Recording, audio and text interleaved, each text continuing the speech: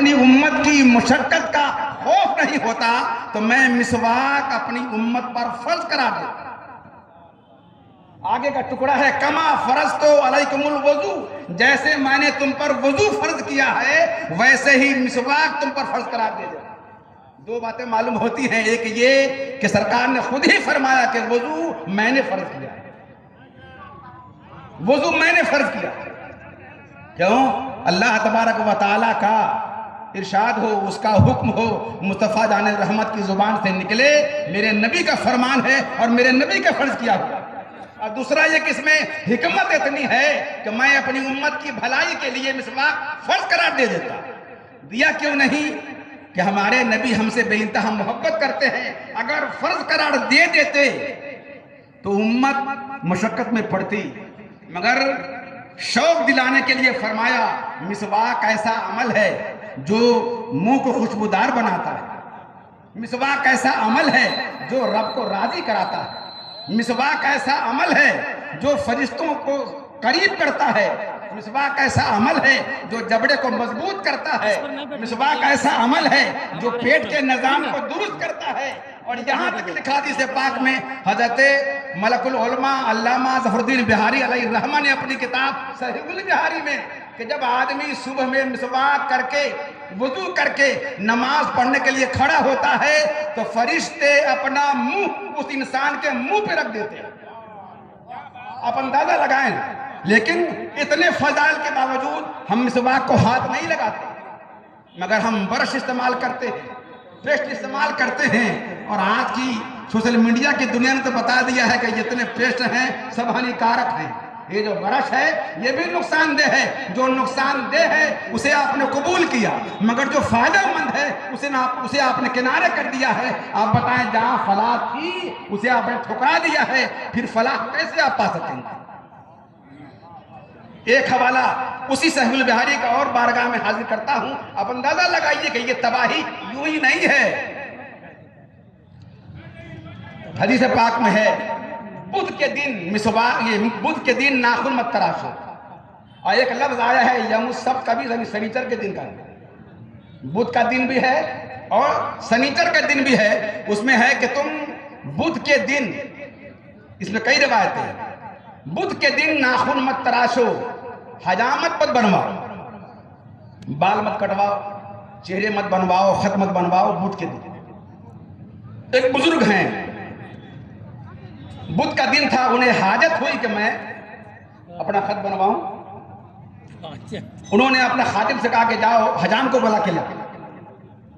جیسے ہی وہ جانا چاہا انہیں یاد آیا کہ حضور پاک نے فرمایا ہے کہ اگر کوئی بدھ کے دن ناخن ترشوائے یا حجامت بنوائے، اسے اگر برس کا مرض ہو جائے، سفید داغ کا مرض ہو جائے تو وہ اپنے اوپر ملامت کرے، کسی اور کو نہیں۔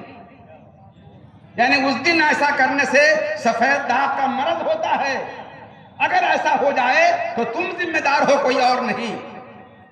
انہوں نے اپنے خادم کو روک دیا، رک جاؤ، لیکن پھر خیال آیا کہ ارے یہ حدیث پاک تو ضعیف ہے۔ بزرگ تھے، مگر ضعیف کا مطلب یہ بتا رہا ہے کہ اس دور کے بزرگ بھی وہ ہوتے تھے جو پڑھے لکھے ہوتے تھے، اس دور کے اہل خانقاہ بھی اہل علم ہوتے تھے۔ یہ صحیح ہے، صحیح لذات ہی ہے، صحیح لغیر ہی ہے، حسن لذات ہی ہے، حسن لغیر ہی ہے، ضعیف ہے، ضعیف کی اتنی اقسام اور بھی ہیں۔ انہوں نے اپنے اجتہاد سے یہ سوچا کہ حدیث ضعیف ہے، اس پہ اگر ہم عمل کر لیتے ہیں تو کوئی مذاکرہ نہیں ہے۔ یہ سوچ کر آپ نے پھر بھیجا اپنے خادم کو کہ جاؤ بلا کے لیا، ضعیف حدیث ہے۔ انہوں نے بلا لیا، حجام آیا، انہوں نے اپنا خط بنوا لیا، ناخن ترشوا لیا۔ جیسے ہی آپ نے یہ کام کیا انہیں سفید داغ کا مرض ہو گیا، انہیں برس ہو گیا۔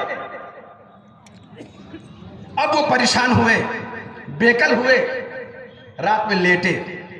جیسے ہی رات میں لیٹے تو خواب میں حضور پاک کے دیدار سے مشرف ہوئے۔ آپ یہ سوچ سکتے ہیں کہ ایک آدمی نے تو حضور پاک کے فرمان کے خلاف کام کیا تھا، پھر حضور خواب میں کیسے آ گئے؟ اس کا جواب محدثین کئی طرح دیتے ہیں۔ ایک یہ کہ بزرگ تھے، ایک سنت ان کی چھوٹی تھی جو واجب نہیں تھی، انہوں نے اجتہاد سے ایسا کیا تھا، اس لیے کوئی بہت بڑا جرم نہیں تھا، حضور پاک نے خواب میں نواز دیا۔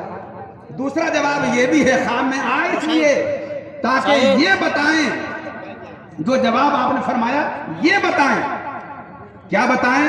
جیسے ہی خواب میں دیکھا، انہوں نے شکایت کی، یا رسول اللہ مجھے تو برس کا مرض ہو گیا، مجھے سفید داغ کا مرض ہو گیا۔